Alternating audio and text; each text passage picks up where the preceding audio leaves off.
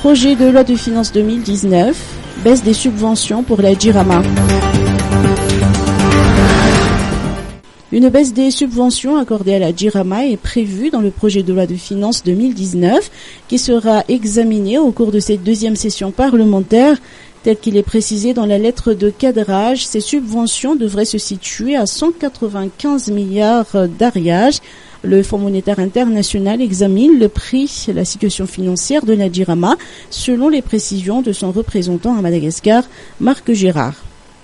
De ce point de vue, nous examinons la situation financière de la Jirama et ce que je peux vous dire, c'est que par rapport à l'année précédente, à 2017, par rapport à cette année, la subvention va diminuer. Donc, la gestion de la Jirama s'améliore, beaucoup de progrès restent à faire, mais nous travaillons à réduire les pertes opérationnelles, à minimiser les risques de fraude, et nous espérons que les comptes de la Jirama vont bientôt rentrer dans se rétablir. Vous donner une date précise serait un peu prématuré à ce stade. C'est vrai que l'équilibre était prévu pour 2020. Cet objectif reste atteignable, mais il est un peu trop tôt encore pour le dire et nous sommes encore en discussion avec les autorités et la direction de la Jirama sur ce point. Il s'agit de sujets qui touchent, bien sûr, il s'agit de développement qui touche aux questions que nous venons de soulever. Les discussions sont en cours, donc je ne peux pas pouvoir m'exprimer trop sur ce point.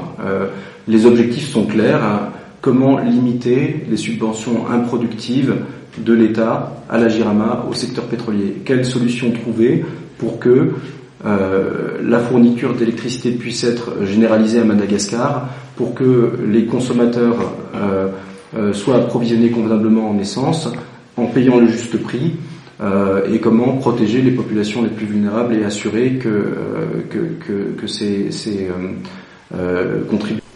Le représentant résident du FMI s'est également exprimé sur le prix du carburant.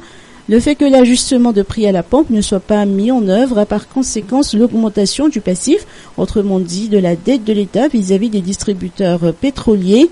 Lors de la 3e revue de la FEC, les services du FMI ont souhaité que ces dettes soient limitées à un quart du PIB, soit 100 milliards d'ariage. Ce montant risque d'être dépassé et cette facture devrait être payée à un moment ou à un autre par les finances publiques, c'est-à-dire in fine par les citoyens.